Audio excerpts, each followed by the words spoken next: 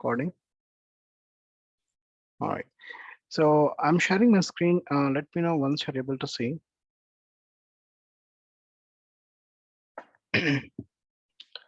I hope everyone can see my screen. So today we will be talking about Azure VM overview, right? Um, so which is in module 2. As part of module 2, we will be talking about Azure Virtual Machine. So far what we have learned, and a few of them have not attended the module 1, which is the Azure subscription management. Okay, I'll be taking a separate session for them. So when it comes to the Azure VM, what we are going to learn is how your virtual machine is getting provisioned, right? What are the dependency components you have? If you want your virtual machine to be successfully running, what are the components has to be up and running? Okay. And if you wanted to provide high availability for your virtual machine, what is the method that Microsoft recommend? And if you follow the recommendation, what is going to happen in the backend? Okay. Then we'll also talk about storage. What are the different types of disk we have? And once we discuss that, we'll go forward and create a virtual machine if time permits. Okay. The one important thing I wanted to let you know, guys, this session is only for 40 minutes because the Zoom link is not upgraded to the premium. So I'll be doing it by today end of the day. Once the session is disconnected, please wait for a 1 or 2 minutes, rejoin the same session only for today. By tomorrow, I will let you know whether we use Zoom or GoToMeeting, right? I'll keep you posted on that. Okay. So I hope this is clear to everyone. Before I get started, anyone have any questions from the previous topic, the people who attended the previous topic? Feel free to unmute and ask your questions.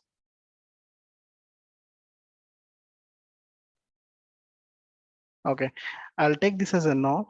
In case if you have anything, please feel free to stop me anywhere. Okay. All right, so let's get started. So I hope you are able to see my paint diagram, paint window. So let's say we wanted to create a virtual machine, and everybody knows why we have to create a virtual machine. We have taken an example that we wanted to host our website, our web application, or any application in the Azure infrastructure. For that, we need to start building the virtual machine. So while building the virtual machine, we have thought, okay, how do we do it? First, we have to get a subscription. We understood what is subscription. Then we thought, okay, if I have somebody else joining in my team, how do I provide access to the Azure subscription? Then we learned about role-based access control. Now we are going to learn about virtual machine. So while we create a virtual machine, we also need to think about, okay, if this virtual machine is going down, how do we ensure that our customers are not impacted? So that's where our learning thought process going on. So let's try to understand, while you're creating a virtual machine, what are the components that you will see, and how do you ensure that your VM is highly available? So let's say this is my virtual machine, right? And I'm going to host my web application inside this virtual machine. Okay. So as everybody knows that we are talking about Microsoft Azure, right? And the underlying physical hardware is being managed by Microsoft, right? So this VM will be running in the one of the physical host in the data center. Okay, let's say they have a Windows Server 2019 operating system Microsoft uses to run their infrastructure in the back end, and they have used Hyper-V as a virtualization platform. Okay, this node might have high configuration, let's say 2 TB of RAM, and let's say 50 TB of storage. Okay, so on this virtual machine, not only on this physical host, not only your virtual machine, other customers VMs also might be running. Okay, eventually everyone has to understand that a physical server contains virtual machine, whether it's your virtual machine or other customers virtual machines, right? So as everybody knows that virtualization means that we use the common resources to run your virtual machine. right? The common resources are allocated by the physical server in the data center. Okay, so while you're creating a virtual machine, you are going to specify what is the RAM required. Let's say you have provided 2 GB of RAM, and how many CPUs you are going to provide. Let's say you have provided 2 virtual CPUs for your virtual machine, which means that this physical server is only providing the basic resources to run your virtual machine, which means the CPU and RAM is only providing. It is not providing how much storage is required for your virtual machine to be running. If you take an example of your laptop, it contains 500 GB of hard drive and let's say 2 GB of RAM, right? So what we are talking only about the RAM and virtual CPUs, but from where the storage is coming into the picture, because we need to have a disk, operating system disk, that should be attached to your virtual machine for your virtual machine to be running, right? So we have something called storage resource provider. Okay, I would say storage. So since this is a physical server, I'm going to say compute. That is a terminology you keep on here in the Azure platform. This is compute where you get your CPU, memory, and basic resources. Compute, and we have something called storage. In the storage, you are going to have your disks placed. Okay, let's say you have an operating system disk that has to be attached to your virtual machine. Let's say this is our OS disk. This OS disk automatically getting attached to your virtual machine. This OS disk contains the operating system files. From where the operating system files are coming, while creating a virtual machine, you are going to choose the image. Okay, so there is an image server which is managed by Microsoft. Okay, this is the images server. Okay, which contains the different flavors of operating system. Let's say Windows Server 2012 or 2. Okay, let's say Windows Server 2016 operating system, like and so on. Like for Linux or different flavors, you have the images available, and this images server is being managed by Microsoft.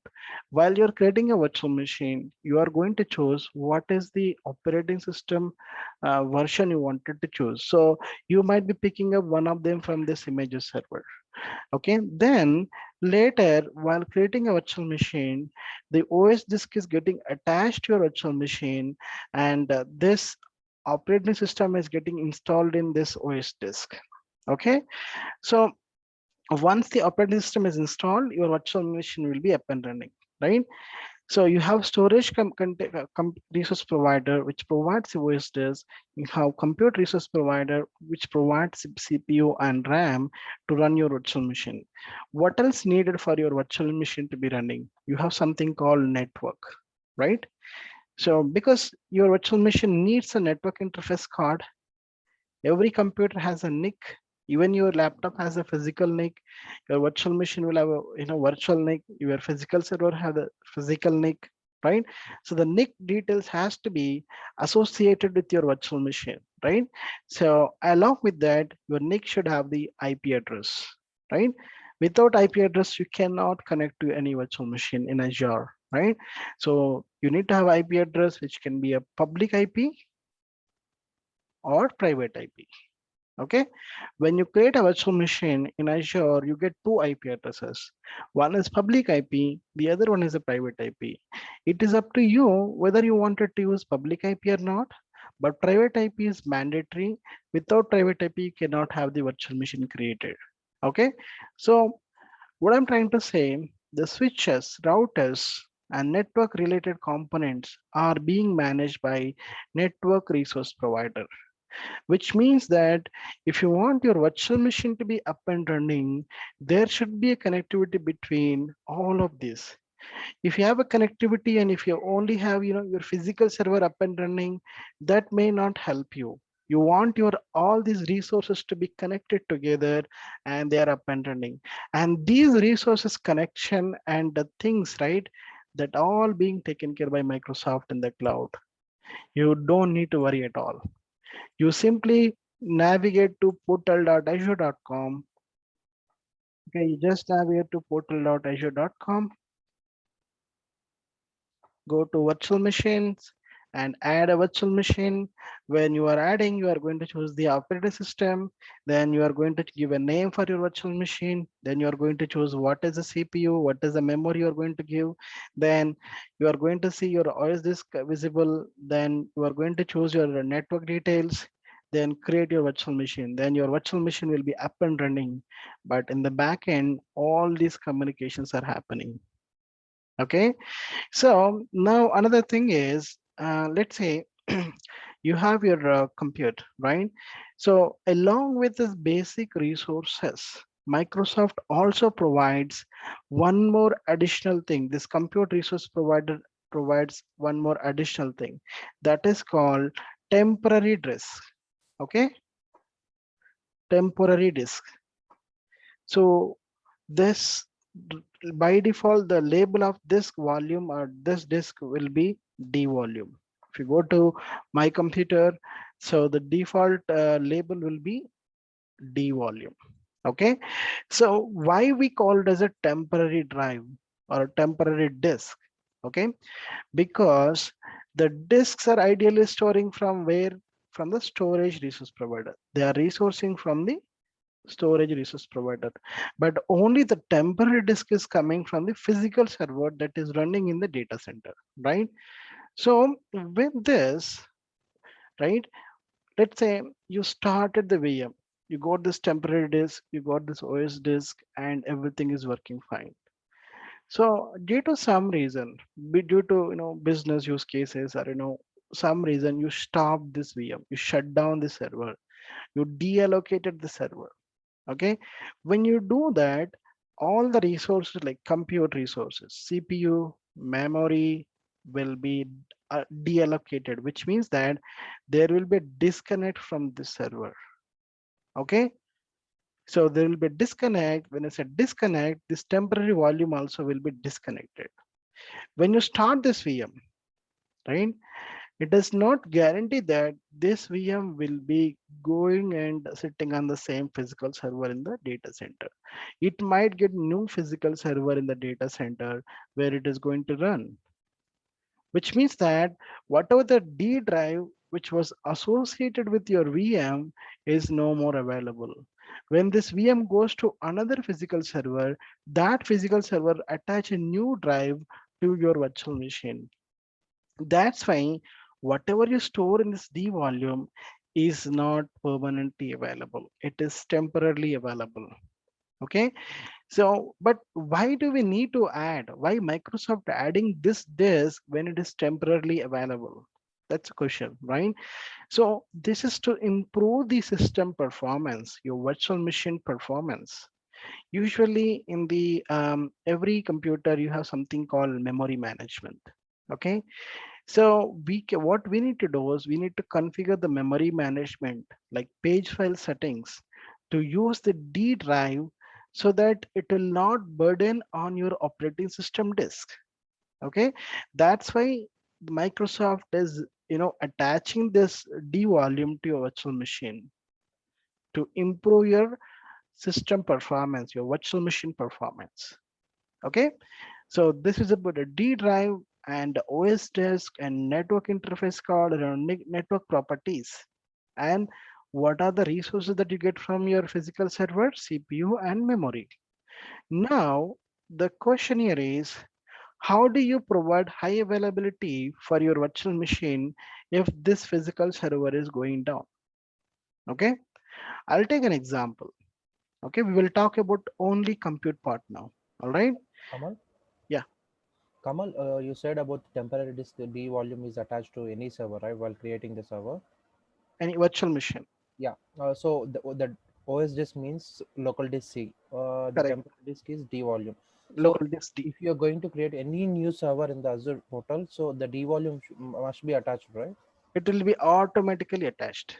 Suppose if you require only C disk for testing and we don't require the D volume, means like is there There's any no option? way. There's no way because it is by the product design. The Hmm. physical server attach a volume to your virtual machine. There is no way to remove this, Okay. Okay, fine. Thank you. right? And it will not be charged you extra. Okay, it is as part of this VM size itself. You are going to have this temporary disk visible. Clear? Yeah, clear. All right. So, so what I'm trying to say, guys, if this physical server is down, right? Not only your virtual machine, all the customer VMs which are running on this physical server will be down. So let's take an example, right? So I have a critical application. As I mentioned, I have a website, VVH IT Solutions. Okay, and this website is very critical. I have architecture. Let's say I have virtual machine one, which serve this website. Okay, this is my web server. If any user accessing the data, it comes to this web server and it process. Okay, so this is running in the Azure data center, right? This is the physical server. Okay, so what my organization told, okay, hey Kamal, so if this VM is down, our entire business is down. Can you create another VM and deploy the same application and distribute the traffic? If one VM going down, you have another VM which can process the end user request. Then I started creating another VM and assuming that, if the VM1 or Web1 VM is not available, I have Web2 VM. So I have configured the load balancer in between, which will distribute the traffic between these two servers. Okay, let's say ILB or ELB. Whenever external user trying to request this, so extra load balancer will check the health of each VM and distribute the traffic accordingly. So then I was confidently went to my management, hey, I have deployed two VMs and they are distributed through, the traffic is distributed through load balancer. Now if one VM going down, so we are good, we have another VM available. So all of a sudden, our end users have reported that, websites are not accessible. When we went ahead and checked further in the virtual machine logs, both the virtual machine logs, we got an incident saying information saying underlying host has been degraded. Okay, this physical server have some problem. Okay, due to some network connectivity or performance issues, this server is not available. Because of that, these VMs are rebooted and moved to another physical server in the data center, and they are running in the same server. So during this live migration, while Microsoft is performing this live migration or uh, migration, so our virtual machines got rebooted and our end users are impacted. Okay, so then the question is, how come these two are not available? I kept two VMs, right? But how come they both are not available? The reason because when you keep two machines in Azure, you don't know which server they are running. They might be running in the same server, they might be running in a different server. In this scenario, they are running in the same server. So if that server going down, so everything is down here. Okay.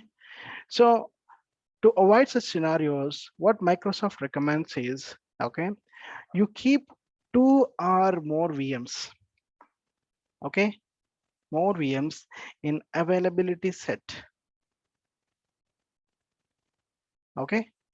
You keep two or more VMs in availability set.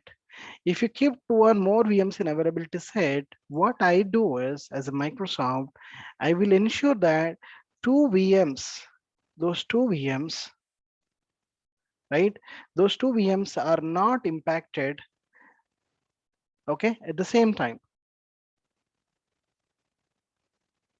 Okay, so that is the, yeah, agreement, or that is the SLA that Microsoft provides. I will ensure that your two VMs are not going down at the same time. How do they do it? We need to learn now. Okay, so let's say if Microsoft recommending to keep two or more VMs in availability set. Okay, I'm creating this VM, Web1 and Web2. So I've configured them in availability set. In Azure, we have a service, we have a feature called AV set, availability set for your virtual machine. When you keep these two, what Microsoft is going to do is, so they will ensure that, one second, I'll hide this meeting controls. Yeah, they'll ensure that these VMs are not deployed in the same physical server. Okay, the VM1 will go to another physical server, VM2 will go to another physical server. Okay, so before we talk about this high availability, what are the different scenarios where your virtual machine is not available, so that it will be easy for us to understand how to prevent them, right? So Microsoft keep on doing updates to their physical servers. Okay, when they keep on doing updates, right? Let's say they are doing updates on this, they're performing Windows updates on this one of the physical server. Because of updates, if the physical server is rebooted, all the virtual machines running on this physical server will be rebooted. But this is the planned activity, right? We call it as a planned maintenance, right? Because they plan very well, the updates will be planned very well in advance, so that your customers are aware that there are few updates are going to happen, right? So there is another thing is unexpected downtime. Okay, unexpected downtime. When I say unexpected downtime, what it means is all of a sudden this server is down. Okay, maybe the power cable is which is connected to this is not working properly. Maybe the network connectivity is not working properly. So there could be various reasons, right? Maybe the server is experiencing high utilization. Because of that, your physical server is down, and your virtual machines also down, right? This is called unexpected downtime. Okay, so these are the two scenarios. So when you keep two or more VMs in availability set, Microsoft ensure that your VMs are not part of the same server. So how do they do it? They call these updates or maintenance as update domains. Okay, and they call this unexpected downtime or fault as fault domain. Okay, so I'll show you how the underlying architecture looks like. Okay, let's say this is, just imagine this is your data center. Okay, this is one of the rack, and in this rack you have server 1, server 2, server 3, server 4, 5, and so on. Okay, let me say I'm going to say this one, second rack, and third rack in the data center, fourth and fifth, and so on. You will have multiple racks. Each rack contains one physical server. Okay, this is the physical server 1, or let's say server 1, server 2, and so on. In each server, you'll have multiple customer VMs, right? Multiple customer VMs. Okay, so what Microsoft does is they'll identify these racks as update domains and fault domains. Just giving an example, let's say they identified this is update domain 0. Okay, this is update domain 1, and this is update domain 2, update domain 3, and update domain 4. So by default, there will be 5 update domains and 3 fault domains. The update domains can be extended till 20. Okay, I'm just taking only till 5 now. This will be update domain 0 and so on. Okay, they will identify this as a fault domain 0, fault domain 1, and fault domain 2. And again, this is going to be your fault domain 0, fault domain 1, and this is going to be your fault domain 2. So they'll identify the racks, okay, for the VMs which have availability set configured, right? They'll be placed in a different infrastructure where they have these fault domains and update domains identified. They have their internal algorithm which sets these domains for a rack level or a server level. So when you're deploying your virtual machine might be running, VM1 will be running in the fault domain 0 and update domain 0, okay, in one of the server. So your VM2 will be running in one of the rack or one of the server where it contains the fault domain 1 and update domain 1. When Microsoft is performing updates, they perform updates to for FD0 and FD2, UD0 and UD2. And they go for FD4, FD1 and UD4. Like this, they update the patches. Okay, they update the patches to UD0, UD2, and UD4. So if this entire UD0 rack or a server is down, that is fine because you have another VM which is in different rack, different server, right? Which has a fault domain configured and a domain configured, right? So which means that this VM will be highly available to our end users, right? So when I say update domain, that everybody knows that there are updates happening to prevent your VMs reboots during that updates. You have update domains identified. Okay. What is fault domain? When I say fault domain, when you have a rack which has a fault domain identified, that rack will have a dedicated power supply, dedicated network circuit.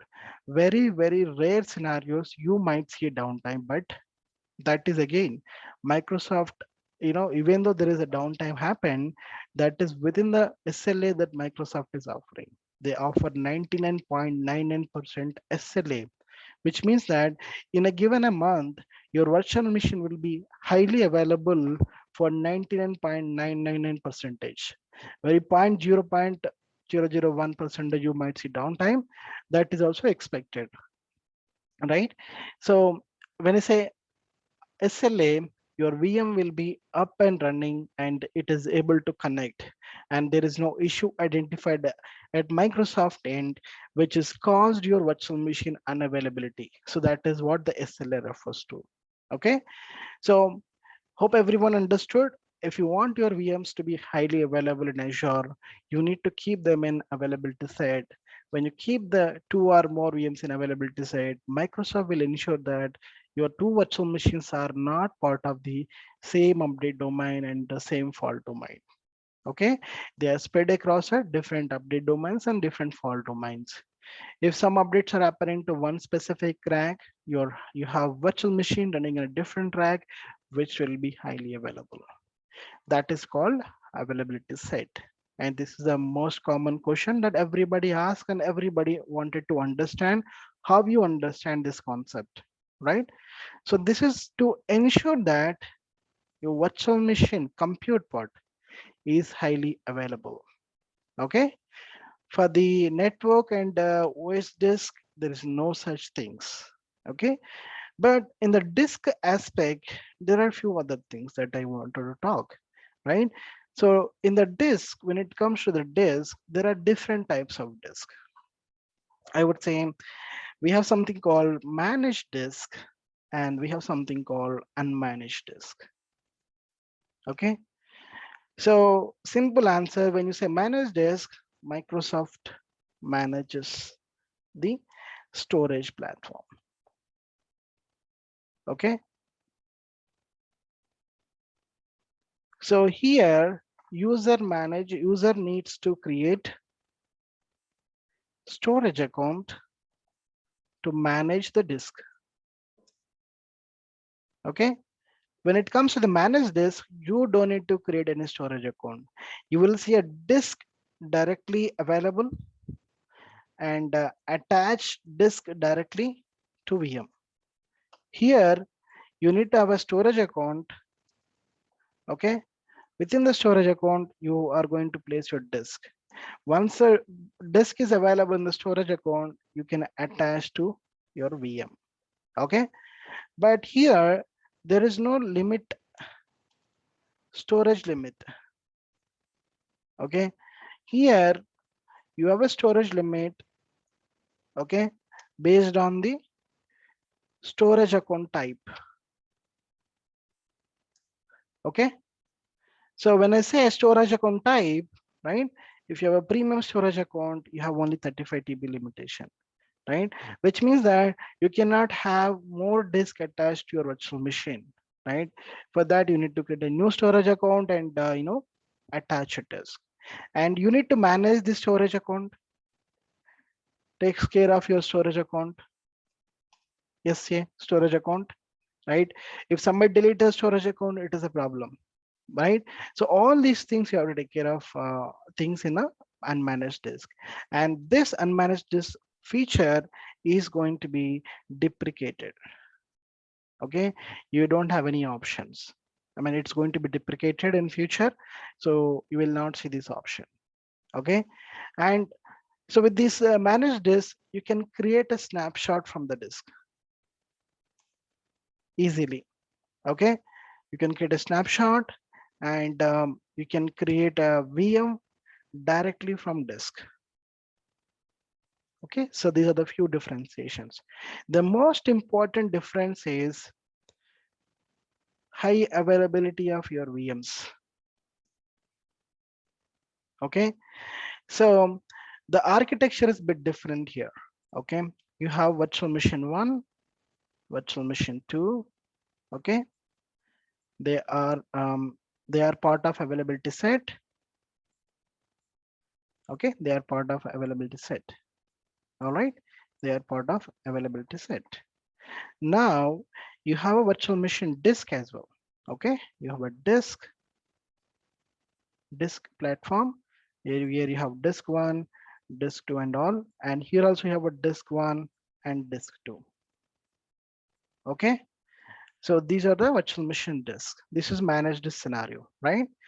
So here each disk are placed in different storage cluster. Okay, different cluster. Okay, they are different part of different storage cluster.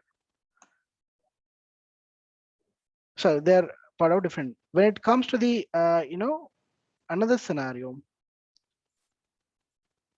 right? When it comes to this scenario, they have a VM and they have disks. Okay, guys, the call will get disconnect. We'll rejoin again. Okay, they have disk 1, disk 2, disk 1, and disk 2. Please use the same link to join. Okay, so here the difference is they're part of the same storage unit or same storage cluster.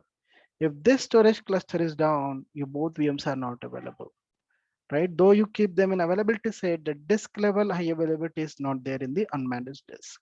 But here, the disk level availability and compute level availability is there. Okay, we'll discuss more. Let's reconnect on the same link because this is disconnecting. All right, thanks everyone.